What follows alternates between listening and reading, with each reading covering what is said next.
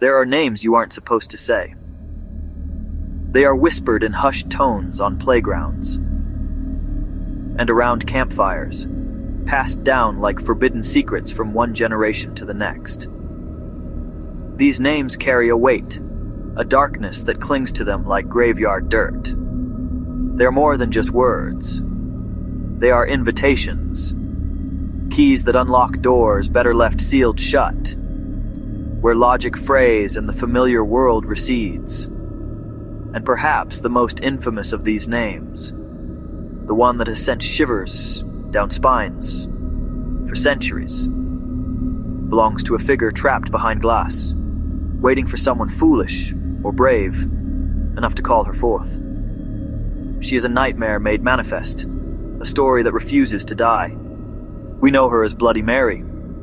For children, she is the ultimate test of courage, the monster in the bathroom mirror after the lights go out. Every shadow has an origin. Every monster was once something else. The specter we call Bloody Mary has roots not in myth, but in the cold soil of history. We travel back to 16th century England, religious turmoil, political strife, a time of fear. At the center, a queen whose tragic life and brutal reign stained her name with a curse. Mary Tudor, firstborn of Henry VIII, cherished, then cast aside, declared illegitimate, stripped of title. She clung to the Catholic faith her father abandoned. That faith would define her and seed her cruelty. In 1553, she became Queen Mary I, determined to drag England back to Catholicism, no matter the cost. Not persuasion, but fire and steel. A ruthless purge of dissent she believed would save souls, even as bodies burned. Nearly 300 men, women, and children burned at the stake as the air filled with the stench of death. In smoke and ash, the people named her Bloody Mary. A name like Bloody Mary does not fade. It sinks into the cultural mind as shorthand for cruelty and fanaticism. Pamphlets, books, most famously Fox's Book of Martyrs, etched her horrors in ink and woodcut. She became a villain in the nation's grand narrative. Her tragedies, phantom pregnancies, hopes crumbling, fed whispers of divine punishment, a curse, blood, loss, unspeakable cruelty, archetypes of vengeful spirits and grieving mothers entwined with her tale. History became the bones. Folklore gave the ghost its flesh.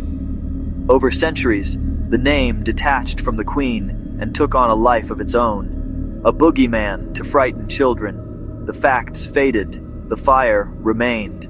This simmering brew of history and horror needed a vessel and found one in the mirror. Mirrors have always been objects of fascination and fear. Pools of water, polished obsidian, shards of metal, windows into another reality. Many believed a reflection held a piece of the soul. To break a mirror risked shattering oneself. So mirrors became tools of divination, scrying, thinning the veil, if only for a moment. But look long enough into the abyss, and something looks back. 19th century parlor rites promised glimpses of a future husband if the ritual held. When it failed, a skull appeared, an omen of death. Others saw the reaper. The mirror became a harbinger of doom, not love, but utter darkness. The balance of hope and dread tilted to terror. The romantic quest gave way to a darker dare. The ritual wasn't about love. It confronted the abyss. History's queen, the scrying veil, the childhood monster, threads woven into one terror. The spirit in the mirror was given a name. It was her, Mary. The rite streamlined for sleepovers, potent and easy to spread. A simple, terrifying set of rules anyone could follow. Bloody Mary, Bloody Mary, Bloody Mary, she became Mary Worth to some, a witch. To others, a disfigured modern tragedy. The legend attached to countless local sorrows, layering plausibility and fear. The urban legend is a masterpiece of psychological horror. No equipment, no tomes, no sacred ground, only a mirror, darkness, and a sliver of doubt. You initiate contact, you speak the name, you knock, and something answers. 3, 13, sometimes you spin, dizzy, disoriented, priming the mind to see.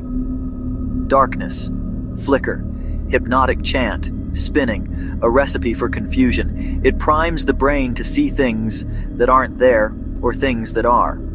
In mild tales, her weeping face appears, enough to shatter your nerve. In darker ones, she reaches, leaving bleeding scratches. She is Bloody Mary. Blood is her promise.